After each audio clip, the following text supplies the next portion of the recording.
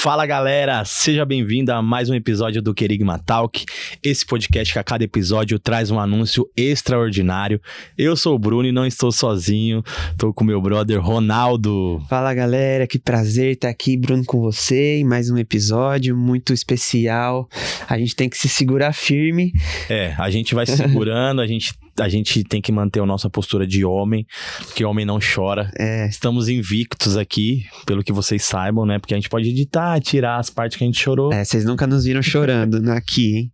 Vamos continuar assim, vamos ver, né? Vamos ver se a gente vai aguentar.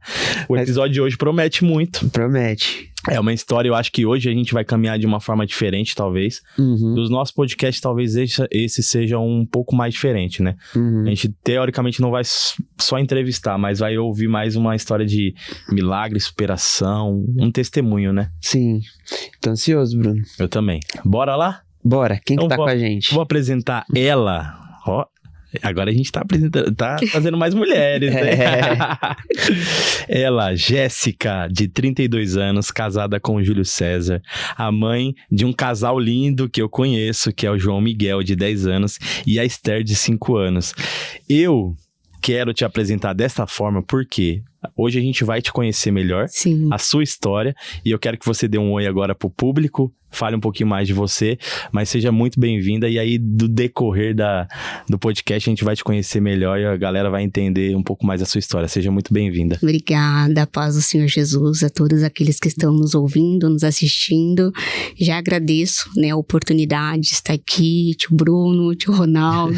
Obrigada. Fui promovido, Vamos mandar o currículo. É um prazer estar aqui, né, num lugar abençoado por Deus, onde está levando aí a palavra do Senhor para muitas pessoas que acompanham. Deus abençoe. Amém. É uma honra estar aqui. É um prazer te receber. Amém. E Jéssica, a gente vai querer saber sua história, né? Por tudo que você passou. Sei que você tem muito a compartilhar, mas a gente quer começar com uma pergunta. Normalmente a gente começa assim, com uma pergunta, né? Já bombástica, né? Sim. A gente chama de pergunta bomba. O que você diria pra alguém que não acredita em Deus, Jéssica? Cara, o que eu diria para alguém que não acredita em Deus? É impossível nós olharmos a nossa vida como um todo, independente se a gente já passou por alguma situação, e não ver Deus em cada detalhe. Eu tenho o costume de falar que as pessoas que não acreditam em Deus, quando ela passa por uma adversidade, uma situação na vida, a primeira coisa que elas falam é pedir oração. É verdade. Então não tem como a gente não acreditar em Deus, olhando para nossa vida como um todo, né? O que o Senhor, Ele faz na vida das pessoas. Então, assim, eu não consigo hoje não olhar toda a trajetória de vida, não só a minha, mas de muitas pessoas, e não ver que é Deus em cada detalhe. Mas já teve momentos da sua vida que você não acreditou? Sim. Teve uma fase da minha vida, que foi a fase onde eu passei por um luto. Eu perdi minha mãe, né? Foi muito repentino, assim, não foi algo que ela estava doente e a gente já sabia que poderia acontecer. Literalmente, ela passou mal e ali ela já falou que não voltaria mais. Então, eu já tinha falado com ela que era o momento dela ser recolhida. E foi um momento que eu perdi toda a minha fé em Deus. Não pelo fato de eu perder minha mãe, mas é porque eu não conseguia acreditar em um Deus que tiraria uma mãe de um filho, não por mim, mas pela minha irmã, que na época tinha apenas 3 anos de idade, é uma criança deficiente, ela tem paralisia cerebral, e precisava da mãe, assim, cuidado 100% da vida dela, e precisa até hoje. Então eu perdi totalmente a minha fé em Deus, pelo fato de eu ter perdido a minha mãe, assim, tão nova, eu tinha 18 anos. Com todas essas condições, com todas as condições da minha irmã. Então, eu não conseguiria mais acreditar em um Deus que poderia ter feito isso. Eu já ouvi algumas histórias, assim, Bruno, de pessoas, quando elas falam que não acreditam em Deus, você pergunta por quê?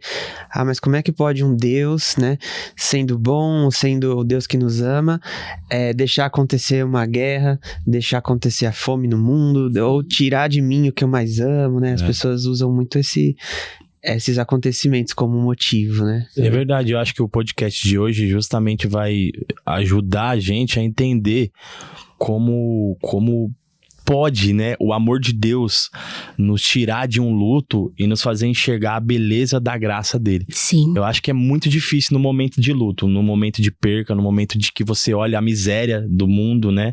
Ou se você tá em uma situação financeira muito ruim, é difícil você enxergar Deus realmente. Mas, como você disse, os detalhes nos mostram quem é Deus. Sim. O todo da história nos mostram quem é Deus. E a gente vai ouvir um pouquinho da história da Jéssica e com certeza acho que muita gente vai ver Deus também. Amém. Amém? Vou começar pela história dela, porque aí depois a gente fala dos patrocínios. Show. Só pra dar uma introdução. Boa. Então, Jéssica, vamos do começo. Como que foi sua história? Lá do comecinho. Sim. Eu sou filha de um pai separados, né? Eu sou a terceira filha de 5 irmãos. Então, nós todos somos em 6, né? E eu era o sonho do meu pai. O sonho do meu pai era ter uma filha mulher. Com 1 ano de idade, esse sonho dele foi destruído. Minha mãe simplesmente foi embora com outro homem e tal. E você junto? Foi isso, junto. Minha mãe levou eu e mais um irmão e deixou um pra trás. Então já foi rompido um laço ali, né? É muito difícil pra mãe ter que abrir mão de um filho. E infelizmente ela precisou deixar meu irmão. E ali a gente perdeu todo o contato com meu pai, porque eu não podia ter contato com ele. Ele tinha acabado, né, de ser traído e tal. E ali a gente seguiu a nossa vida com meu padrasto. Meu padrasto era minha referência de pai. Só tinha ele, minha mãe, né? Minha mãe já estava grávida do meu 4º irmão na época, só que não era do meu pai, pelo fato do meu pai já era operado. Então a gente seguiu a nossa vida, fomos morar junto com meu padrasto e tal. E ali meu padrasto era tudo que eu tinha. Ele, minha mãe e meus irmãos. Só que isso foi mudando com o tempo. Eu me lembro quando eu tinha 7 anos de idade, a minha mãe foi pra igreja. A gente cresceu num lar, não era um lar cristão, mas sempre quando a dor batia, recorria a Deus. Né? E aí eu me lembro de uma certa feita que eu chorava muito, eu tinha 7 anos. E eu queria muito ir pra igreja com a minha mãe. E ali ela não deixou e eu fiquei chorando. Só que meu padrasto, ele se revoltou muito. Foi a primeira surra que eu levei. Ele bateu a fivela da cinta na cama e a fivela bateu no meu rosto e feriu todo o meu rosto. Nossa. Ali começou um marco de todo um trauma, de abusos psicológicos, porque ali foi começando a mentira na minha vida. Porque minha mãe, pelo fato de ter ferido todo o meu rosto, ela me obrigava a mentir para as pessoas, né? Então, eu aprendi a mentir muito cedo. Então, eu tinha que falar para as pessoas que aquilo ali eu tinha caído, mas tinha sido meu padrasto. Mas por ele ver que nada aconteceu, isso continuou. Então, cada vez mais era surras e mais surras, era muitas agressões a ponto de, praticamente ficar desacordada. E só que tudo isso voltava com um abraço depois, o pedido de perdão.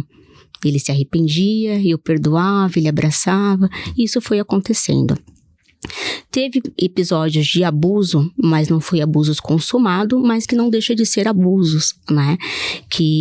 Onde ele me observava, eu já não podia mais ter a liberdade de me trocar no meu quarto, porque ele me observava, ele entrava de repente para vir. E só que eu cresci uma criança muito rebelde. Eu sempre batia muito de frente com ele. Então, todas as vezes que ele brigava comigo, eu ia pra cima dele. E aí era mais surras e mais surras. E nisso, foi crescendo toda a minha vida. Em 2008, eu conheci o meu esposo, né? Ali eu já tinha uma vida, já tinha entrado na vida, de drogas. Com 15 anos, Nossa. Eu já conhecia drogas, eu já conhecia prostituição, eu já tinha sexualidade explícita pra mim, né? Eu já conhecia o álcool, eu já tinha uma vida de adulto, só que em criança, né? Nossa. Era uma adolescente. E ali em 2008, eu conheci o meu esposo.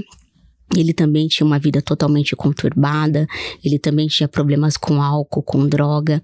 E em 2008, ele tinha acabado de sair de uma internação, né? De uma clínica de reabilitação. Eu não sabia, ele não contou, e eu nos vícios. E eu insistia pra ele beber, pra ele usar droga, sem saber que ele tinha acabado de sair de uma clínica. E aí, em 2008 também, foi o ano que a minha mãe ganhou, né? Minha irmã nasceu de 5 meses. Ele é um milagre de Deus. Por mais que ela tenha deficiência, ele é um milagre de Deus. Porque quando ela nasceu, ela teve todos os diagnósticos que você pode imaginar. Ela teve meningite, ela teve umas 5 paradas cardíacas, ela teve tudo dentro de uma UTI. Ela literalmente era uma criança improvável de resistir. Mas o Senhor, ele também tinha promessa na vida dela. E em janeiro, dia 1º de janeiro de 2009, ela, depois de 3 meses numa UTI, ela teve alta. E ali, com a vinda dela, da Ana Júlia, eu falei, não, agora vai mudar. Minha relação com meu padrasto vai mudar, ele tem a filha dele. A chegada de uma criança. Uma chegada de uma criança, ela tende a mudar um lar, né? E nisso, a gente já tinha... Minha mãe já tinha 4 filhos, né? Não, já tinha 5 filhos na época, a Ana Júlia foi a 6ª. Então, eu falei, não, agora as coisas vai se assentar, eu vou procurar. E eu me culpava muito, eu falei assim, não, eu vou procurar ser melhor, né? Pelo menos agora com a Ana Júlia vai dar tudo certo. Só que não, as coisas continuaram muito difíceis, assim, eram muitas agressões, e minha mãe não tinha muito o que fazer. Mas porque ela sabia tudo, minha mãe sabia de tudo. Ela sabia, ela via, só que ela não tinha o que fazer, ela era dependente 100% dele, ainda mais com uma criança deficiente. Então ela tinha que se calar muitas das vezes, e na época eu tinha um irmão preso. Aí, pra piorar, né, ela tinha que mandar as coisas pra ele, e ela dependia do meu padrasto pra isso. Sim. Então, se ela batesse de frente com ele, se ela me defendesse, ele iria cortar tudo isso que, querendo ou não, ele provia dentro de casa. Sim. Até mesmo pra mandar pro meu irmão, que estava preso na época, né? Então, as coisas foram piorando cada vez mais. E nesse ano de 2009, eu tentei suicídio. Foi a minha 2ª tentativa de suicídio. A primeira eu tomei veneno. Com a honra e glória do Senhor não aconteceu nada. Nossa. E na 2ª vez eu falei assim, agora vai ser pra valer. Porque agora eu já não aguento mais e acabou pra mim. Essa tentativa, desculpa, Jéssica, foi meio que uma fuga. Você queria parar de viver. Exatamente, porque o que eu falo, as pessoas que cometem suicídio, ou tentam suicídio, ela não quer morrer. Ela só quer matar aquela dor que tá dentro dela. Sim. Ela só quer parar de sofrer. Se perguntar a pessoa, você quer morrer? Você não quer morrer. Mas você já não aguenta mais sofrer, você não aguenta mais, sabe, tanta injustiça. Você não aguenta mais aquele vazio. E aí você fala, não, então pra que viver desse jeito? Se nada dá certo na vida. E ali eu me joguei.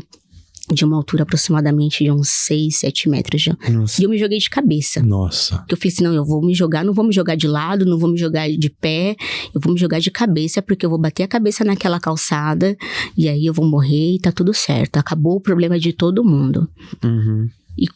E assim, as pessoas não acreditam muito, né? Mas naquela queda, eu pude sentir algo me amparando. Eu não senti a dor da queda. E assim, hoje, se você tropeça, bate o dedinho, é uma dor danada, né? Com certeza. Eu não consegui sentir a dor da queda. Porque foi a mão de Deus que me amparou, sabe? E ali eu fraturei todo o meu rosto. Eu ia até trazer uma cópia do meu raio-x, só que eu acabei esquecendo. Eu tenho pino em toda parte do rosto. Tenho pino em toda... Eu fraturei. O Senhor não permitiu que eu quebrasse nem braço, nem perna, porque eu precisava andar, né? Então, o Senhor permitiu que eu fraturasse toda a minha face, porque Ele sabia que ali também geraria um testemunho. Sim. Então, eu fraturei toda a minha mandíbula, toda a minha maxila. Eu perdi osso. Por conta o meu organismo fez com que eu perdesse todo o meu osso da maxila e os meus dentes ficassem presos somente pela gengiva. Nossa. Eu não tinha osso pra segurar os meus dentes. Nossa. E ali começou uma batalha. Você tinha quantos anos, desculpa? 15 anos. 15 anos. A 15. Primeira foi com quantos anos? Primeira tentativa eu tinha 10 anos. 10. Só que desde a minha infância, o inimigo ele é muito sujo. Sim. Toda vez que meu padrasto me batia, eu pensava em me jogar de algum lugar. Todas as vezes. Sim. Só que eu não tinha coragem. Desde criança, eu não tinha coragem. Só que nessa, com 15 anos, eu falei assim, não, acabou pra mim. Nesse dia que eu tentei suicídio, eu tinha acabado de levar uma surra. Eu estava muito machucada. E eu falei assim, agora não dá mais, eu quero morrer. Eu não vou ser mais esse peso para minha mãe. Porque a palavra que eu ouvia é que eu era um peso naquele lugar. E a palavra dos pais, ela tem muito poder, Demais. né? Tem muito poder. Por isso que assim, eu tenho muito cuidado do que eu falo hoje pros meus filhos. Porque os pais, eles têm o poder de proferir bênção na vida dos filhos, mas também tem o poder de amaldiçoar a vida dos filhos. É verdade. Eu fui muito amaldiçoada. Eu tinha palavras de maldição de que eu nunca seria nada, que eu seria uma mendiga, que eu viveria de favor, e até mesmo que eu seria uma garota de programa. E eu tinha isso na minha mente. Eu falava, não, é isso que eu vou ser. Eu achava que seria até a minha profissão, ser uma garota de programa. Porque era isso que eu ouvia. Ficou enraizado em você. Ficou enraizado. Era isso que eu ouvia toda a minha infância, assim, sabe? Toda a minha juventude. E com 15 anos, voltando na tentativa de suicídio, o meu namorado na época, que é o meu esposo, mesmo com a vida totalmente conturbada também, cheio de marcas e feridas, foi ele que cuidou de mim. Porque não tinha como minha mãe cuidar, né? Ela tava com uma neném recém-nascida, especial em casa, não podia sair pra rua, porque a menina tinha uma imunidade muito baixa, não tinha condições, e aí ele fez todas as correrias comigo para hospitais, e tentativas de USP para tratamento, mas as portas se fecharam. A única coisa que eu consegui fazer foi a minha cirurgia para colocação das placas de pino, porque estava tudo fraturado. Mas as pessoas sempre falavam, não, na USP você vai conseguir fazer seu tratamento. Mas o senhor não permitiu. Eu não consegui nada. E isso foi acontecendo a toda a minha vida, dos meus 15 anos à frente. Um relacionamento muito conturbado, porque ambos com muitas marcas. E outra coisa que acarreta muito na nossa vida é o lar que nós vivemos, né? Quando nós crescemos em um lar conturbado, todo esse lar que você viveu toda a sua infância, sua juventude, você leva pra tua vida adulta. Sim. E eu levava isso pro meu relacionamento.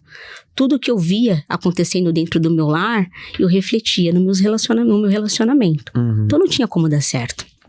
E ali a gente terminou por diversas vezes. Com 16 anos, mais ou menos, meu padrasto me expulsou de casa, eu não tinha pra onde ir. E aonde foi meu primeiro casamento com meu marido. E, mais uma vez, não teria como dar certo. Era muita mentira de ambos os lados, vícios, sabe? Um relacionamento que era muito improvável de dar certo, né? O casamento já é muito difícil, né? Muito difícil, ainda mais com as marcas que eu tinha do passado, que ele também tinha, que ele também vinha de uma família totalmente desestruturada. Não tinha como, a gente não tinha um apoio, né? Pra poder não tinha um lar pra poder se espelhar. Sim. Pra poder fazer que o nosso desse certo. E nisso a gente terminava por diversas vezes. E aí, a vida foi passando, as coisas foram acontecendo, vícios, drogas, prostituição. E em 2012, a minha mãe faleceu, né? E foi aí que eu falei, agora tudo que eu tinha acabou. Se já era ruim com a minha mãe viva, agora vai piorar. Sim. Para piorar, antes da minha mãe falecer, ela me fez um pedido. Que quando ela começou, minha mãe teve um AVC.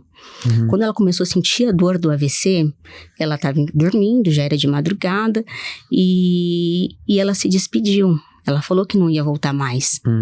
E nesse pedido, ela pediu para me cuidar da minha irmã. Mas foi um pedido, foi o pedido, ela não sabia o que isso poderia acontecer na minha vida. Porque a minha irmã é filha do meu padrasto. E o meu relacionamento com ele sempre foi muito conturbado. Sim. E ficaria pior. Porque ele se sentiu traído. Porque ele achou que minha mãe não confiou nele. Então ele fez da minha vida um inferno. Depois que a minha mãe faleceu. E ali eu não conseguia mais viver em casa, porque eu tinha que ficar às escondidas. Eu ia para casa quando ele saía para trabalhar e saía quando ele chegava. E ali... Meio que pra ele não perceber que você foi. Ele também estava totalmente destruído. Minha mãe foi a primeira esposa dele. Então... Ele não sabia o que fazer, ele não comprava mais alimento para dentro de casa. Eu via a minha irmã, que é a minha irmã que é do meio, né, cuidando da minha irmã menor deficiente, e abria a geladeira, abria o armário e não tinha o que comer. Foi aí onde eu conheci a prostituição. Porque eu precisava dar alguma coisa para minha irmã. Porque para pequenininha, ele supria, porque ela só comia sopa na época, então pra pequenininha tinha, mas ele proibia a gente comer a comida dela. Ele media todos os dias quanto que tinha pra ver se algum de nós tinha comido. Um certo dia eu cheguei em casa, minha irmã tava comendo pão seco com cebola. Aquilo me cortou o coração. Eu falei assim, eu não posso deixar isso acontecer. Foi aí que eu comecei a me relacionar em troca de alimento, de dinheiro, para poder trazer para minha irmã, para poder, pelo menos, ela não passar tanta necessidade assim. Sim. E aí, foi acontecendo, ela teve que perder toda a juventude dela, toda a infância dela para cuidar da minha irmã. Ela teve uma responsabilidade que não era para ela, mas ela teve que ter, né? E aí as coisas foram sempre piorando. E ali eu não tinha mais fé em Deus. Eu falei, cara, Deus não existe. Olha o que tá acontecendo. É mentira tudo isso que as pessoas falam, que Deus é amor, que Deus ele cura, que Deus ele liberta. Isso é mentira. Isso daí é história pra falar pra boi dormir. Isso é mentira. Isso daí é tudo pra ganhar dinheiro do povo. Eu falava desse jeito. Eu não conseguia confiar em Deus. E a um certo dia, eu bebi muito, assim, de ficar jogada. E aí eu tive um sonho. Aí eu sonhei com um menino. E nesse sonho, esse menino me trazia muita esperança. Ele me trazia uma coragem que eu não tinha, sabe? Eu fiquei, sonho maluco. E esse menino, tipo, meu Deus. E aí, antes disso, eu tinha passado por uma gestação e eu sofri um aborto. Mas eu confesso que esse aborto, ele não me entristeceu. Porque naquele momento que eu tava vivendo, como que eu ia ter uma criança? Eu não tinha casa pra morar, eu não tinha nada, né? Eu vivia escondida do meu padrasto. Chegou um momento que ele tacou fogo em todas as minhas roupas, eu fiquei com a roupa do corpo. Meu Deus. Eu falei assim, como que eu vou ter um filho numa situação dessa? E o Senhor permitiu que essa gravidez, ela não fosse à frente. E aí, só voltando em 2008, um certo dia, eu fui para uma igreja, né? Minha mãe ainda era viva, eu ainda tinha fé em Deus. E eu fui num ponto de pregação. Não conhecia ninguém, fui lá. Nesse mesmo dia, eu tinha passado por uma viela, tinha visto meu esposo comprando droga. Eu falei, cara, isso aí não é pra mim, não. Eu vou me afundar junto com esse homem. E aí, eu fui para esse ponto de pregação. E aí, ninguém me conhecia, menos ainda a pessoa que estava ministrando. E ele era um rapaz deficiente. Poucas pessoas conseguiam entender o que ele estava falando, mas eu entendi. E ele revelou, né, Deus revelou, através da vida dele, que o Senhor me daria um casamento, que o Senhor me daria 2 filhos, e que o Senhor iria preparar tudo. Tudo. Eu falei, então, né? Desacreditei, então tá, né? Mas é o que ele falou, então bora. Só que aí a gente acaba esquecendo, né? Com tantas as coisas que vão acontecer na nossa vida, a gente acaba esquecendo das promessas de Deus. Mas Deus, ele não esquece. E aí, voltando, mesmo eu sem fé em Deus nenhuma, assim, total. Depois que minha mãe faleceu, desacreditada. E aí tive esse sonho com esse menino, mas esse sonho, ele me inculcou muito. E caramba, quem é esse menino? Eu pensava, eu vou voltar com meu ex e a gente vai ter uma vida transformada. Vai dar tudo certo. E aí, um certo dia, minha amiga, vamos pra igreja? Eu falei, não, pra quê? Deus não existe, não. Isso daí é coisa, isso daí é coisa do homem. É fábula. Essas pessoas, as pessoas que ficam falando de Deus, isso daí é ilusão, não vai nessa. Ela, vamos. E ela insistiu tanto que eu fui. Nesse dia eu cheguei na igreja, o pastor que estava lá, ele descreveu toda a minha vida. Eu falei pra ela, além de você me trazer pra uma mentira, você fala da minha vida pro cara. Isso acontece muito. Como que você fala da minha vida? Ela, não falei nada. E naquele dia, o Senhor já começou a quebrantar meu coração.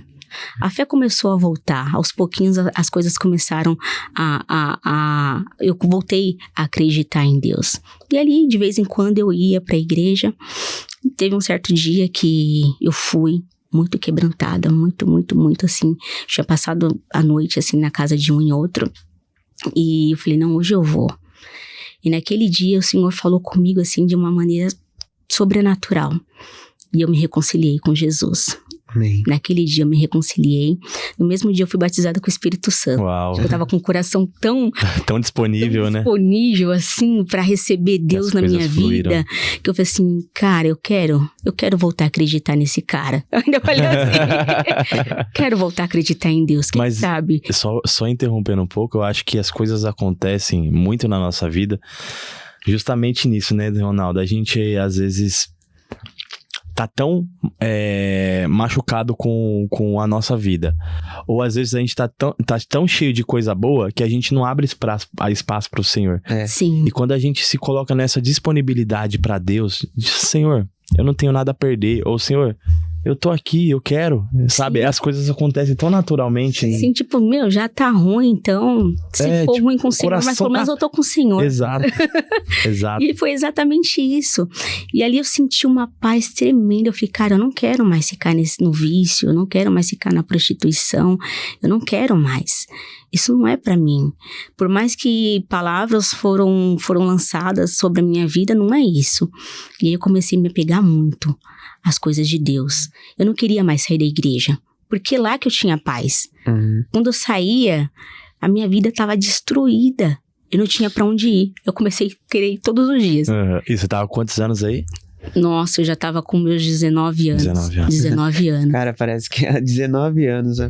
Uma vida, tanta coisa já viveu, já passou. 19 anos. 19 anos eu tava brincando de Yu-Gi-Oh! Oxe, eu não sabia nem o que eu ia ser ainda. Olha tanto de coisa. E eu saía da igreja e já queria ir pro ponto de pregação. Porque lá no ponto de pregação, você virava à noite. Então eu sabia que, cara, eu ia passar a noite acordada, mas pelo menos eu ia passar na presença de Deus, Sim. né? E porque eu também não podia voltar pra casa por conta do meu padrasto. Uhum. E nem todo mundo quer ficar te dando abrigo todas as vezes, né? Chega uma hora que você começa a ser um peso na vida das pessoas. Nesse momento você não tinha casa, então não podia ficar na casa do seu padrasto, então aí as pessoas iam te acolhendo. Ia me acolhendo, assim, tipo, o período que ele tava em casa, final de semana, ou a partir da noite, que é o horário que ele chegava do serviço, eu tinha que ficar ou na casa das pessoas, né? Uhum. Ou escondida. Tipo, na casa do meu irmão, que morava nos fundos, mas também ele não podia ver, porque senão ele já começava a arrumar confusão com o meu irmão também. Então era muito complicado. Ô, Jéssica, e você tinha como compartilhar com os irmãos da igreja o que você passava nesses momentos? Eles sabiam? Não. Não? Eu não Você guardava pra você? Eu guardava pra mim. Uhum. Porque eu cresci guardando muita coisa pra mim. Porque eu sempre falei, cara, se eu tenho a minha vida, eu tenho que resolver ela sozinha. Uhum. Eu nunca gostei de envolver muitas pessoas nos meus problemas. E isso é muito complicado, porque quando você compartilha a sua vida com alguém, você tira um peso um pouco. É verdade. Sim. E eu não, eu sempre tava carregando aquele peso de problemas em cima das minhas costas. Porque eu não conseguia compartilhar com as pessoas. Eu não queria que eu fosse um motivo de pena Uhum. para as pessoas. Sim. Eu queria dar a volta por cima. Era só isso que eu queria. Eu queria ter um lar, um lugar para descansar, uma cama para dormir. Era só isso que eu queria. Não queria mais nada além disso. E aí, eu indo, voltando com meu namorado, né? Que era um relacionamento conturbado, mas a gente não se largava. Tinha um sentimento ali. E aí eu sempre lembrava. Aí o Senhor voltou a me recordar da promessa que Ele tinha me feito lá em 2008. Você vai ter um casamento, você vai ter uma família e eu vou preparar tudo. Só que o meu namorado, por mais que eu já tinha conhecido a Deus, ele ainda não. Uhum. Então ele tava nas drogas, ele tava na bebida, ele chegava na porta da igreja xingando, e sabe? E as pessoas de Deus, né? Elas falavam, desiste dele. Ele não é pra você. E vinha como revelação. Por muitas das vezes vinham como revelação. Ele não é pra você. Não que, assim, eu diminua o que as pessoas possam sofrer em relacionamentos abusivos. Sim. Mas eu sabia o que Deus tinha pra mim. E eu não desisti. E que bom que eu não desisti. Uhum. E ali foi passando o tempo, eu continuando buscando a Deus, eu já trabalhava. né? Mas eu ganhava muito pouco na época, não tinha muitos recursos, né? E em 2014, eu engravidei de João Miguel. Eu não tinha mais contato com meu namorado, mas nesse dia a gente se reencontrou. Foi no dia do meu aniversário, que eu sei exatamente a data que o João Miguel foi concebido, foi no dia do meu aniversário. E pra confirmação de Deus, ele nasceu em 9 meses certinho depois. Certinho. Uau. 13/6/2015. Exatamente 9 meses. Foi assim, coisa de Deus. E aí eu entendi. A partir do nascimento do João Miguel, por mais que foi uma gravidez difícil, foi uma gravidez de alto risco, né? Então, tive que fazer um repouso absoluto toda a minha gravidez, porque eu tive descolamento de placenta. E aí, o meu namorado me acolheu, porque ele sabia que eu não tinha pra onde ir. Não podia estar grávida na casa do meu padrasto, porque aí ia ser pior do que já estava. E ele me acolheu. Só que ele não me acolheu como esposa. Ele me acolheu como a mãe do filho dele. Então, ainda continuou muito conturbado. Muito conturbado. E aí, o João Miguel nasceu. Nada mudou com o nascimento dele. Com 4 meses do João Miguel, a gente decidiu se separar. E eu falei, agora eu tenho uma criança. Agora eu não posso mais ficar na casa de um e outro. Porque eu tenho um filho. Antes eu era sozinha. Qualquer coisa eu comia. Comia pão, comia qualquer coisa. Agora eu tenho uma criança, o que eu vou fazer? E aí eu peguei, eu ainda estava de licença maternidade. A gente se mudou para um porão. A gente morava num porão que eu acho que é menor do que isso daqui. Menor do que isso, que o estúdio. E esse porão era tão úmido, que nascia cogumelo na parede, de tão úmido que era. E eu não sabia que esse porão tinha escorpião. Meu Deus. Tinha escorpião, mas o Senhor nos guardou. O Senhor não permitiu que nem subisse na nossa cama. Eu vim descobrir que esse porão tinha escorpião quase perto de eu se mudar. Que eu achei um escorpião morto. Ele nem pra dividir o aluguel com você. Nem pra dividir o aluguel, porque era um porão e ainda o aluguel era caro. Era caro. E aí o João Miguel ficava numa escola, que era a Escola Fonte do Saber, que é a atual Colégio Renova. E era uma escola particular. As pessoas, mas como que uma pessoa passa por tanta dificuldade e ainda mantém um filho numa escola particular, né? Mas eu precisava de uma escola que funcionasse todos os dias. Porque como que eu ia trabalhar? Não tinha ninguém, não tinha rede de apoio. Quem que ia ficar com meu filho para me trabalhar? E escola pública a gente sabe, né? Que se tem um feriado em meio da semana inteira. Naquela época as escolas particulares não tinham férias no mês de junho. Então, precisava trabalhar. E ali, eu deixava o João Miguel 6 horas da manhã. Ele era a primeira criança a entrar na escola e a última a sair. Literalmente. E eu sabia que ali ele ia ser bem cuidado, que ele ia estar alimentado, porque a gente estava passando por um momento de dificuldade financeira. Muita dificuldade. Tipo, chegou um momento de não ter alimento, de eu precisar recorrer à ajuda da igreja para poder me ajudar com o alimento. E ali teve um certo dia que eu já não aguentava mais, que eu morava na Vila Men, que a escola no Jardim Angélica, era longe demais, e eu não aguentava mais ver meu filho doente por conta daquela umidade, a situação que a gente estava vivendo muito apertada. E um certo dia eu fui buscar ele na escola e a tia que cuidava dele, né? Ô mãe, eu tô vendo a sua dificuldade, tenta conversar com um rapaz ali, ele sempre tem casas pra alugar por aqui, por perto. Eu falei, eu vou tentar. O seu Marcelo, foi o homem de Deus na minha vida também. E ali eu fui falar com ele, com o menino aqui na costela, cheia de bolsa. E aí eu falei, ele falou, eu não tenho nenhuma casa pra alugar, mas eu tô construindo uma. E aí eu falei, a minha casa tem escorpião, meu filho tá doente e tal. E ali ele olhou pra esposa dele, ele ficou super comovido com a situação. Contei um pouquinho da minha história pra ele, que eu não tinha ninguém. E ele falou, você consegue aguentar por 15 dias? Aí eu falei, consigo. Mas quanto que você vai me cobrar? Porque eu não tenho recurso pra pagar um aluguel caro. Aí ele novamente olhou pra esposa dele, ele falou, vou te cobrar R$350. E eu pagava 480 no porão. Já aceito, onde eu assino. Já vai dar pra comprar a cesta básica, né? Sem escorpião ainda. Sem escorpião. Olha. E eu nem sabia como que era a casa, só queria sair de lá.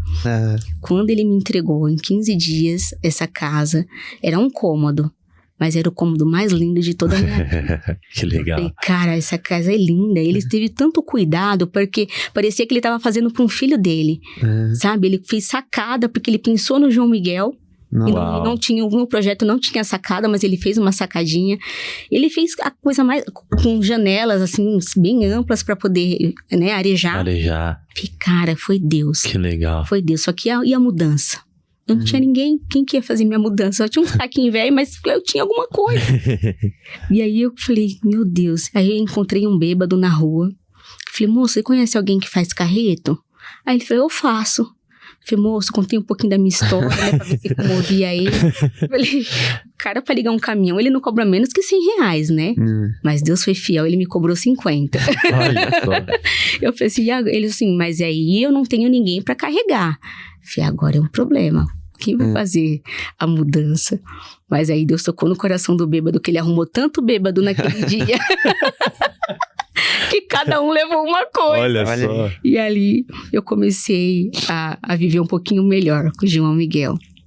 E ali o pai dele sofreu um luto também, teve a perca do pai em 2016. E ali foi aonde que a promessa do Senhor, que ele me fez lá em 2008, começou a acontecer.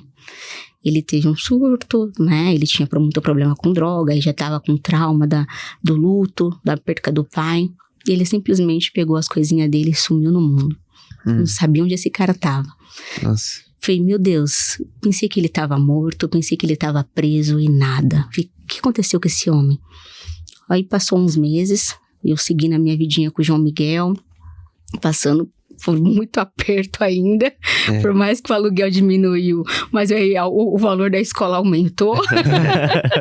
Não aumenta, sempre aumenta. Aumentou e eu tinha que pagar uma pessoa para ficar com ele depois do horário da escola para mim poder trabalhar, né? E o pai dele desaparecido. E aí um certo dia eu recebi um e-mail, eu não tenho costume de olhar e-mail, a não ser no meu trabalho. Abri o e-mail, tinha um e-mail dele. Aí ele falando que tinha parado em Roraima. Nossa. E foi caramba, foi pra longe. Eu vou ir pra Bahia, que a passagem é mais barata. Parar em Roraima, não tem nem ônibus pra vir pra cá. Passagem pra lá era 2 e pouco, 2,5 mais ou menos.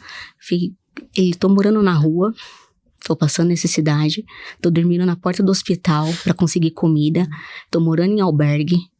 Caramba. O cara trabalhava com informática, sabe? Não era... Ele era helpdesk na época, né? Sim. Tinha profissão. Tá morando na rua.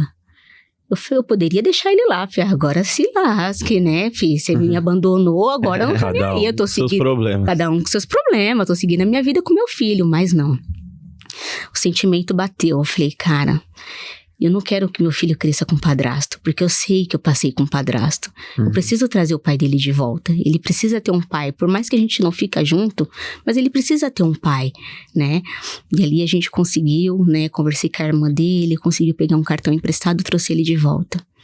Nossa, ele veio assim, ele cheirava lixo. Ele veio todo perturbado. Todo perturbado. Falei, cara, como que eu vou ficar com um cara desse dentro da minha casa? Porque aí a gente ajuda, as pessoas ajudam a trazer, mas ninguém quer segurar, né? Ninguém quer ficar com a perturbação. Sim. A perturbação teve que ficar na minha casa, e escondido. Porque o dono da casa, ele falou, eu tô fazendo isso pra você, mas é só pra você morar com seu filho. Porque não tem lógica morar você e mais pessoas pagando R$350 de aluguel. Sim. Eu falei, e agora? Falei, não sai daqui. Eu vou trabalhar, você volta, não sai. E aí, graças a Deus, a gente ficou 30 dias assim. A gente foi pra casa que o pai dele deixou de herança, né? E a gente foi pra lá. E ali as coisas ainda estavam muito difíceis. Ele ficou desempregado, ele não conseguia mais arrumar emprego, porque no antigo emprego dele ele deu abandono. Nada, as portas se fecharam. Ele ainda estava muito perturbado, com muito ódio dentro do coração, muita raiva, sede de vingança. E Deus, não tem como Deus trabalhar num coração fechado desse jeito, né? A gente precisa permitir que, né, o Senhor entrar dentro das nossas vidas, né? O Senhor, ele não é igual o inimigo que já chega fazendo arruaça. Ele bate na porta, a gente tem que abrir o coração. Sim. E ali ele com muita perturbação, eu falei, cara, esse cara tá muito maluco, mas eu também não posso mais voltar pro aluguel. Eu preciso segurar esse cara. E eu falei, eu vou fazer um boletim de ocorrência. Fiz um boletim de ocorrência com medidas protetivas, que eu falei, eu fico com ele, mas se acontecer alguma coisa eu denuncio, e aí ele vai preso, e aí ele que se vire pra lá, mas eu fico na casa. Eu falei, o meu filho não vai mais passar necessidade. Porque aí eu sempre me voltava uma época que eu já tava morando nesse cômodo com o João Miguel, e não tinha dinheiro, sobrava pra nada. E aí teve um mês que eu recebi um pouquinho a mais, e eu falei, eu vou comer uma pizza com o João Miguel. Aí vai eu com um monte de mochila, peguei ele na casa da menina que cuidava dele, com um monte de mochila, falei, vamos lá, filho, comprar uma pizza. Comprei uma pizza. Quando eu abri o portão, a pizza caiu em cima do barro. Nossa. Inteira a pizza abriu. Até hoje, quando eu como pizza, eu me emociono. Porque era o único dinheiro que eu tinha e a pizza foi toda pro barro. Eu chorei tanto aquele dia. Nossa. Eu falei, meu Deus, eu não consigo dar nenhum pedaço de pizza pro meu filho. Mas o Senhor foi fiel. E aí eu fiz esse boletim de ocorrência, né, essa medida protetiva contra ele, eu sempre deixava exposto, pra ele ver que o negócio também não estava tão fácil como ele imaginava que ia ser. Sim. E ali ele viu que ele precisava dar um passo na vida dele, que do jeito que estava ele iria perder ainda mais do que ele já tinha perdido. Mas aí ele conheceu a Deus. Aí ele conheceu o verdadeiro Jesus que transforma, que faz milagres. E você estava, nesse tempo todo, você estava firme na igreja? Já não conseguia, eu não estava firme na igreja, porque a igreja que eu ia era longe da minha casa, mas eu ainda eu orava bastante, sabe? Eu tinha muita fé em Deus. Tava na presença de Deus, Tava na presença de Deus, mas eu não conseguia estar frequente dentro de um templo, né? Mas eu sabia que Deus ainda ia transformar a minha vida. E ali ele se apegou muito ao João Miguel. João Miguel fala que ele foi a minha cura e o recomeço do meu esposo. Todo santo dia ele colocava o João Miguel nas costas e ele ia pra igreja. Todo dia. Era uma igreja que tinha perto de casa, que é Deus e Amor. Tem até hoje. E ele ia, porque lá era a única igreja que tinha todos os dias culto. Geralmente nas igrejas tem terça, quinta, sábado e domingo. Lá não, era todo dia, de manhã e de noite. E ele ia todo dia, de manhã e de noite, desempregado. Ele só tinha a roupa do corpo e que a igreja doou pra ele. Porque ele não tinha nada. Foram 2 anos assim. Ele usando roupas que a igreja doava, ou quando sobrava um pouquinho que ele catava latinha, comprava no brechó. Tipo, ia lá, escolhia as melhores roupinhas que tinha no brechó. Às vezes a irmã do brechó ficava com dó da situação dele, porque ele queria uns ternos. Às vezes os ternos eram maior que ele, mas ele tinha sede daquilo, né? E as irmãs até doavam pra ele no brechó. E ali, Deus foi transformando a vida dele. No 2º ano, ele conseguiu um emprego, né? E ali Deus continuou trabalhando muito nas nossas vidas, fazendo com que o perdão fosse liberado, porque ainda tinha muita mágoa. E eu, por mais que eu sabia que Deus tinha transformado a vida dele, eu ainda não conseguia crer. Sabe quando você fica meio Tomé? Será que é mesmo? Será que é só até arrumar um emprego? Só que não, Deus ele fez uma obra tremenda. Ali naquela igreja ele foi ungido a obreiro. Nossa, e ele era um obreiro com excelência. O maior orgulho dele era dar R$2 de dízimo. A gente tem a carteirinha até hoje da Deus e Amor. Você vê lá dízimo de R$5, dízimo de R$2. E era isso que Deus fez, a gente voltar à humildade, né? Nossa, a ter, a ser grato, tanto no pouco quanto no muito. A gente tende muito a falar, é muito, muito fácil a gente glorificar a Deus enquanto tá na fartura, né? É difícil a gente glorificar quando realmente tá faltando ali, né? E foram 2 anos, assim, desde a volta dele, que passava Natal, Ano Novo, a gente não tinha dinheiro pra nada, nem pra comprar, assim, uma pizza. Às vezes a gente via a irmã dele chegando com pizza, só o cheiro batia no nariz, mas a gente ali, sabe, firme no Senhor, porque não que a gente seja orgulhoso, mas a gente falava, cara, a gente precisa passar por isso, porque isso vai nos ensinar muito, sabe? E aí Deus foi trabalhando muito na vida dele, quanto na minha também. Assim que ele arrumou emprego, Deus continuou, né, trabalhando mais e mais e mais e mais, e aí a gente herdou a casa de cima, porque a casa que a gente morava era pequenininha, só tinha 2 cômodos, e sobre o casamento também, né, o Senhor, lá em 2008, ele tinha prometido que ele ia me fazer meu casamento. Sim. E eu falei, cara, a gente não tem dinheiro pra nada, não vai ser agora que Deus vai permitir casar. Só que ele tinha sede de fazer as coisas de Deus na casa de Deus, só que precisa ser casado, né? Ele já tinha a promessa de ser obreiro, mas precisa ser casado. E eu falei, cara, a gente não tem dinheiro. E a igreja pagou o nosso casamento, pagou o cartório. Eu falei, e agora a roupa? A gente não tem roupa pra nada, a minha bota já tava parecendo aquela bota do Castelo Rá-Tim-Bum, falando, descolada. O tap e o flap. É isso, eu falei, meu Deus, como que a gente vai casar? A igreja preparou a nossa roupa. E a gente tinha R$20 pra comprar de coxa sobre coxa. Eu falei, ó, minha avó vai vir pra cá, a gente compra R$20 de coxa sobre coxa, faz pra ela Pra ter cozida, mistura. pra ter a mistura, faz pra ela cozida, que na época coxa sobre coxa era barato, agora tá caro. Mas era barato, R$20 você comprava coxa sobre coxa pro mês. E a gente comprou um monte de coxa sobre coxa, chegou no dia do casamento, a gente bem simplesinho, né, com aliança de moeda, que eu uso até hoje, não troco por de ouro. E a aliancinha de moeda na maior simplicidade. Quando acabou o casamento no cartório, minha família, meus irmãos se juntaram. Vamos ali que a gente vai levar vocês a um certo lugar. Chegamos lá, tinha uma festa preparada. Uau!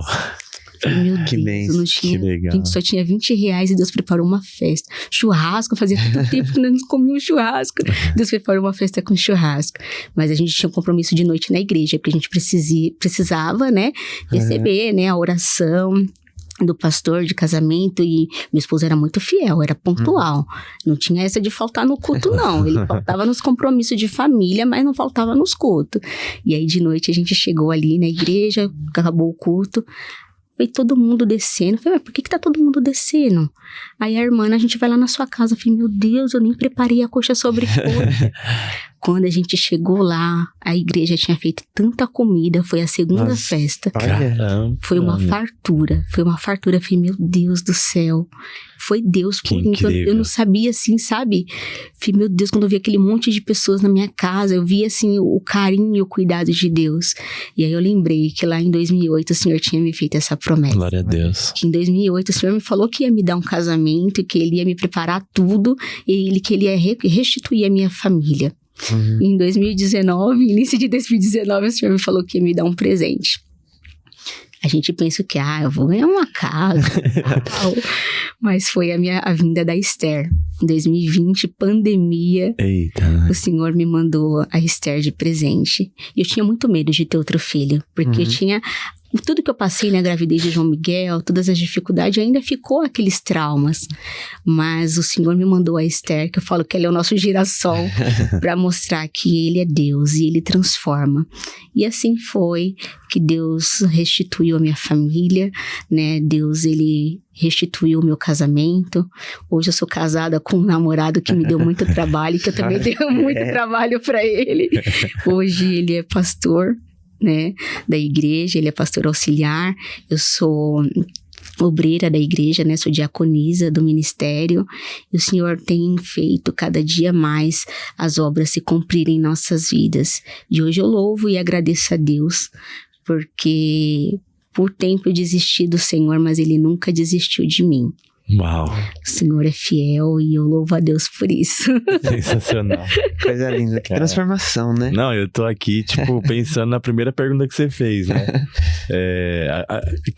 Como o que você falaria pra alguém Que não acredita em Deus? E aí olhar pra sua história agora. É olhar Não pra precisa história. falar mais nada, é só olhar pra sua história agora. Também. Se não enxergar Deus nisso, é difícil, viu? Porque também a gente não pode desacreditar de ninguém, né? Porque às vezes a pessoa tá vivendo uma vida que você olha e você fala, como que vai consertar isso, né? Exato. Como que ela vai ser transformada?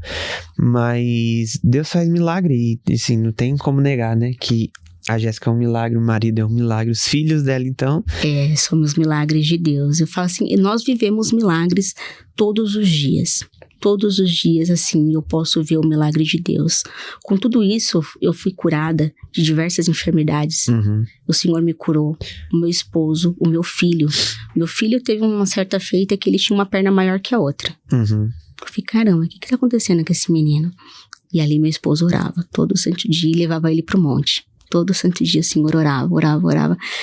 E aí, um certo feito, Deus tocou no coração do meu esposo, olha pra perna dele. A perna dele tava normal. Falei, caramba, é Deus. É Deus. Nossa. É Deus instantaneamente. Instantaneamente, assim. E tantas as outras coisas que Deus fez em minha vida. Em 2023, eu já tô estendendo muito. Não, fica à vontade. A gente tá aqui pra ouvir isso. Eu fiz uma cirurgia. Antes de eu operar, o Senhor tinha falado comigo no meu coração, não precisou de revelação, fui no próprio íntimo com o Senhor. O Senhor falou que eu ia passar por um processo com Ele. Eu falei, vou me preparar, então vou deixar as coisas prontas, que provavelmente eu vou ficar ocupada, vou ficar em coma, vou sair de lá dando glória a Deus com aleluia, que eu vi Jesus. E é isso. A pandemia teve muitas histórias. E eu falei, não, esse vai ser o testemunho, esse vai ser o processo com Deus. Eu me preparei para aquilo. Falei, fiz a cirurgia, voltei da cirurgia, falei, deu certo, não aconteceu nada, só que eu tava desempregada. E foi a cirurgia que eu precisei tirar os meus dentes. Precisei tirar os meus dentes, porque por conta da perca óssea, meus dentes estavam presos só pela gengiva e eu tive um cisto.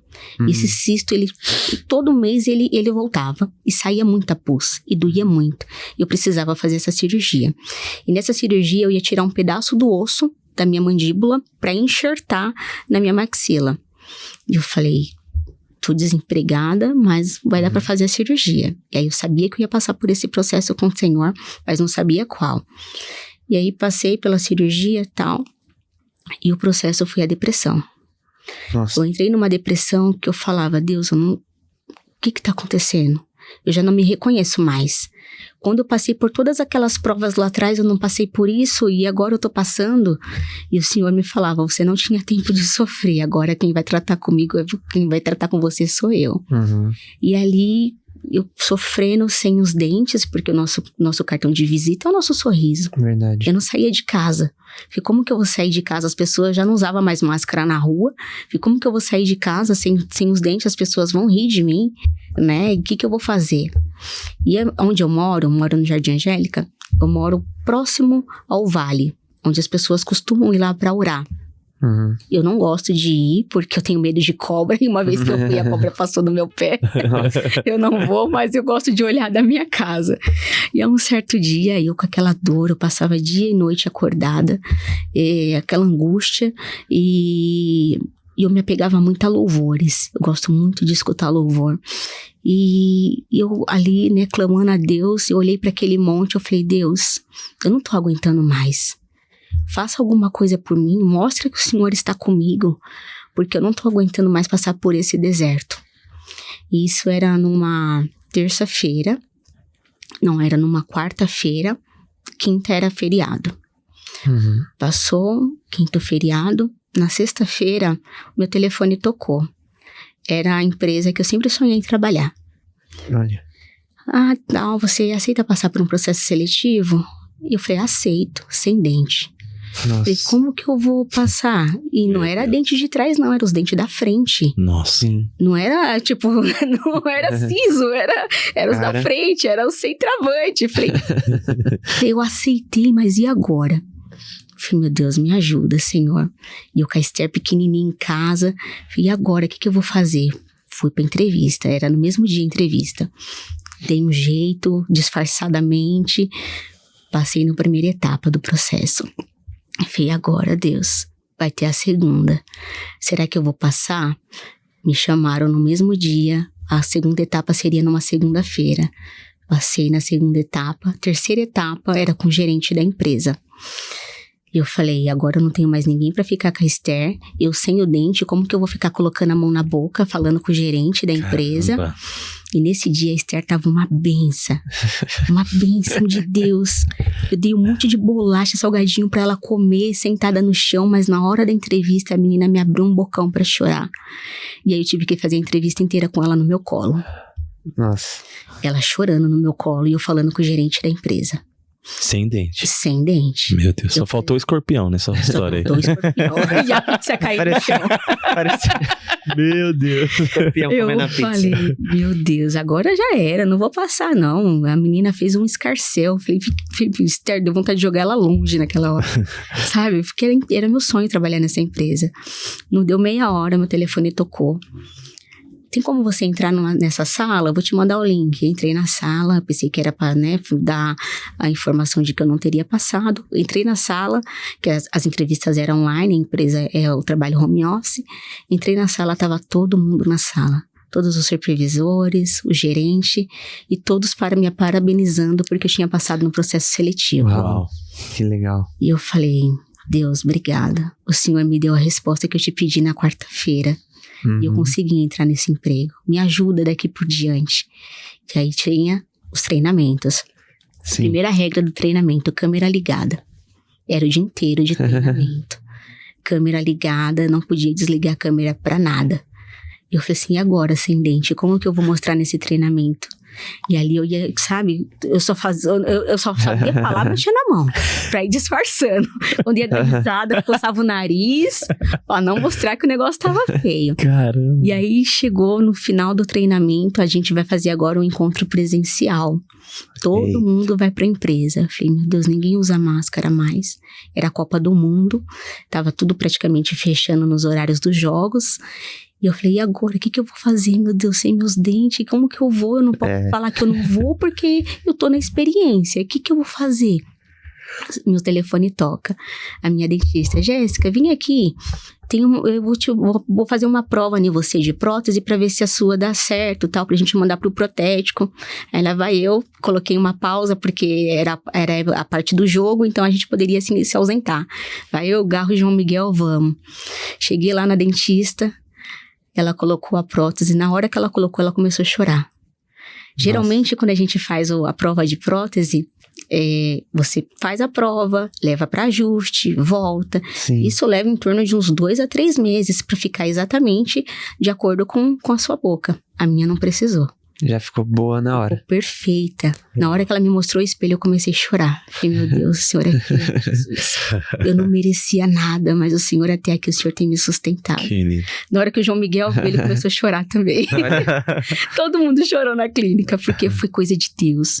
Sabe que você não precisar ajustar nada, nem um grampo não precisou ajustar. E eu consegui ir pro presencial da empresa sorrindo, com os meus dentes bonitinhos. Porque foi Deus, assim, sabe? Quando Deus, ele prepara as coisas, ele não faz nada pela metade. O Senhor me prometeu aquele emprego. No momento de angústia, de dor, falei, o que eu vou fazer? O Senhor me abriu aquela porta. Quando eu pensei que eu não ia dar continuidade por conta do meu sorriso, o Senhor me preparou o meu sorriso. E aí, a nossa vida tem sido assim. A gente deposita muita fé em Deus. E recentemente, né, a gente tinha uma obra para fazer em casa, a gente morava numa casa pequena. Eu falei, meu Deus, eu quero tanto reformar minha casa. E eu tinha desenhado do jeito que eu queria a minha casa, né? Falei, eu vou fazer isso, isso e isso. Mas a gente não tinha recurso nenhum, era só um sonho. O que meu marido fez? Botou dentro do azeite o desenho. Ficou 4 anos dentro do azeite o desenho. Quando a gente tirou do azeite, queimou o desenho, é pela fé. Isso é coisa de doido. Coisa de fé, né? Faz coisa de doido. Mas é fé. E o Senhor realizou do jeito que eu tinha desenhado. Glória a Deus. Do jeito que eu tinha desenhado. E não foi pagando, não. Foi meu esposo que fez. Porque a gente não tinha condição pra fazer, não. Mas capacitou o servo dele. E olhando no YouTube. As pessoas viam as coisas chegando em casa. Falando, esse cara não vai fazer. Não vai. Você vai. As pessoas, ele não vai conseguir. E hoje, Deus deu a nossa casa do jeito que a gente sonhou. Glória a Deus. Do jeito que a gente sonhou, assim. Eu falo que, cara, vale a pena, assim, ser fiel a Deus. Vale a pena gerar testemunho, dói. Dói muito. Mas vale a pena a gente permanecer na presença do Senhor, assim, confiar. Porque o tempo de Deus não é o nosso. Ele não vai fazer as coisas pra ontem. Eu quero isso, Senhor. Não. Mas Ele é um pai. Ele é um pai que, assim, Ele não vai dar tudo o que você quer. Mas Ele vai dar o que você precisa o que Ele tem planejado pra tua vida. Não E as tem coisas de certo. Deus é perfeita e agradável. Verdade. Tudo que eu queria na minha vida, talvez o Senhor tenha feito algumas coisas diferentes. Mas eu tenho certeza que foi melhor do que eu imaginei. E hoje eu vivo a promessa do Senhor em minha vida, em Amém. minha casa, em minha família. Eu fiz até um quadro que está escrito: um dia eu orei pelo que eu tenho hoje. E Jesus mora na minha casa. E essa é a mensagem, minha história de vida. Nossa, Cara. sensacional. Não, já... A gente não conseguiu pausar pra fazer Não. o anúncio. Meu Deus, Nem perdão. dava pra pausar, porque... Exatamente por isso, não tinha como pausar a história aí. Não, a gente tá é como se, né, o negócio tá fluindo. Se a gente pausa, né, fica ruim. Como? E eu já Mas dá falo, pra gente pô, falar agora, pra depois a gente fazer as perguntas do final, né? Boa. Então, galera, vocês estão vendo aí que o episódio já é diferente. Então, é que bom que você tá até aqui. Ainda fica aí que ainda não acabou. Não sai Tá pra bom? pegar um lencinho, não, que eu sei que você tá chorando. Agora Mas vamos lá. Os patrocinadores. Essas escolas que já foi citada até no episódio de hoje, Renova Kids e Colégio Renova, que estão com a nossa parceria aí há dias, há anos já, né? É, Desde o início tá com a gente. Obrigado pela sua parceria. Se você quer mudar a história da sua família, se você quer ter um ensino de qualidade, um ensino cristão, confessional, ensino Mackenzie, vai atrás dessas escolas. A gente vai abrir provavelmente as matrículas para quem não é da casa, não é das escolas, em outubro. Então já vai lá fazer a visita, conhecer o espaço. Chama a gente também no WhatsApp. Você vai ter um descontinho especial se você falar: eu assisti vocês no Querigma. Então vamos lá, vai atrás dessas escolas que você vai ser bem recebido. é isso aí. Bênção demais. Colégio Renova. O Ospod Studio. A gente grava, pessoal, aqui nesse estúdio em Osasco, que tem uma estrutura maravilhosa, bem localizada no centro. E às vezes você tem aí também seu projeto, ou alguém precisa de uma indicação. Esse estúdio é muito bom. E eu te convido a conhecer o Ospod Studio, tanto lá nas redes sociais, no Instagram. Se você quiser, agenda uma visita, vem conhecer. Se tem um projeto aí parado, tira da gaveta aí, faz igual a gente fez, né, Bruno? É isso aí. Eu tenho certeza que vai ser bênção também pra sua vida. E, por fim, o Filhos do Rei. Filhos do Rei, a gente... né, tem falado e tem usado, né? Hoje, de novo, eu não tô. No próximo episódio eu vou estar com a camiseta deles. Por favor, hein, Ronaldo? Que eles fazem camisetas com propósito, né? Então, vista o propósito e viva a verdade, né? A frase que eles usam. Então, é importante nós sermos testemunhos de Cristo. E muitas vezes você não precisa falar nada. Às vezes na sua camiseta está estampada ali uma mensagem bíblica, tem algo ali que chama a atenção das pessoas. E com isso você já está pregando o evangelho. Então, entra em contato com eles. Tem ali o Instagram, @Filhos do Rei. Tem também um número de telefone que está aí na sua tela. Você pode comprar diretamente pelo WhatsApp. Então vai lá conhecer os modelos. Tenho certeza que vocês vão gostar demais. Tira o escorpião do bolso, hein? Olha, Tira o escorpião do bolso. hoje tá... O vídeo de hoje vai ter um escorpiãozinho lá.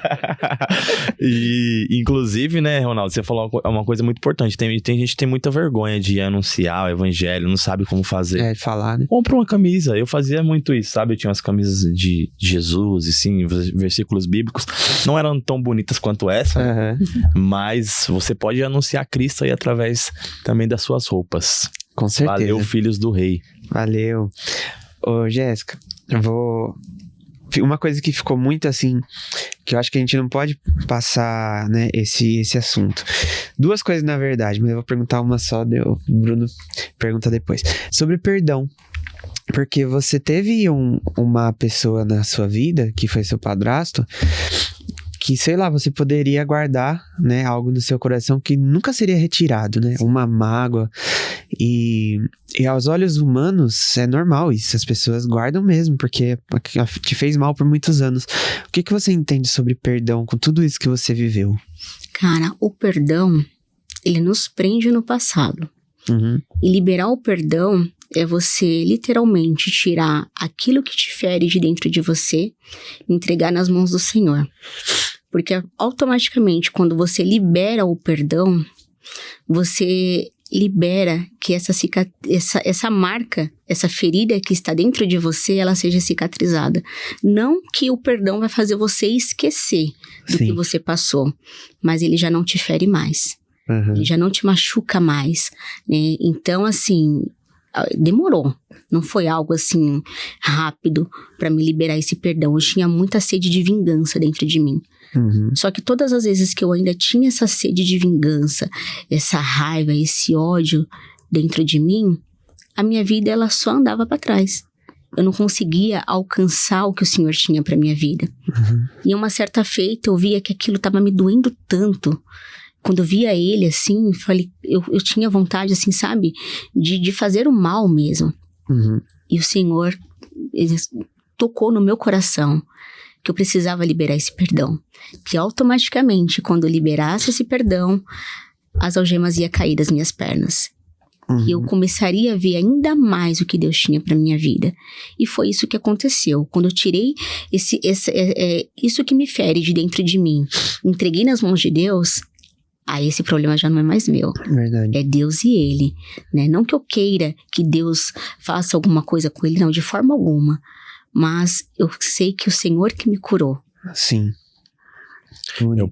O poder do perdão é isso, né? Como você disse, ele é libertador. Ele é libertador. Ele é libertador para quem perdoa. Exatamente. Então agora a gente ora, né? Fica esse sentimento de que ou as pessoas também que passam por isso, né? De maltratar alguém, de tratar alguém mal, que recebam também o amor de Deus. Exato. Sim. Você recebeu o amor de Deus. Você também, como todos nós, teve um momento da nossa vida que desacreditou de Deus. Fizemos algo errado, mas Deus, pela sua misericórdia, nos perdoou. Sim, exatamente. E a Bíblia nos ensina isso, né? Jesus, ele morreu por todos os nossos pecados. Nós fomos perdoados. Quem somos nós para não perdoar? Sim. Né? E o perdão, ele é libertador. O perdão é o caminho para você ser curado. Porque o perdão, ele não é para que te fez mal. O perdão é para você mesmo, entendeu? Quem te fez mal, ele vai seguir com a vida, continuar seguindo com a vida normalmente. Mas você vai ficar aquilo ali, se roendo, né? Com a raiva, com a ira, com o ódio. E o perdão é isso, é você tirar, né? E entregar para Deus. É isso. O Senhor sabe o que faz. Né? Então, a partir do momento que eu liberei esse perdão, não só pro meu padrasto, né, mas em tudo que já aconteceu na minha vida, gerou muitos traumas, muitas raivas, né, muito ódio. Então, a partir do momento que eu liberei esse perdão, eu fui liberta. Eu me sinto liberta. Essa é a verdadeira palavra. Que lindo. E também, desculpa aí, Bruno, que eu acho que Deus sabe por quê, né? Às vezes alguém precisa ouvir uma resposta assim. Com certeza. Mas no início da sua história, você falou sobre a sua família ter sido desfeita, né? Seu pai, sua mãe. Sim. E fica muito na minha mente, assim, de fazer essa pergunta. Qual a importância de uma família estruturada na vida das crianças, dos filhos, enfim? Sim. Olha, eu prezo muito isso dentro do meu lar. Uma família estruturada, ela molda o caráter de uma criança.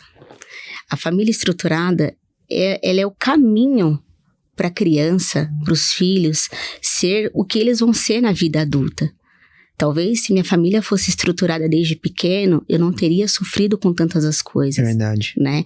Então, até mesmo no caráter, eu não teria mentido, eu não teria me drogado, eu não teria me prostituído.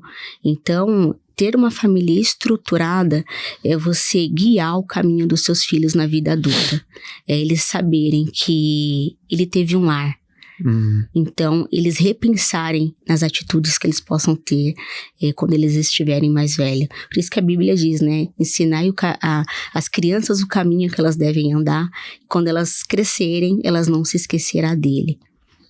Sensacional.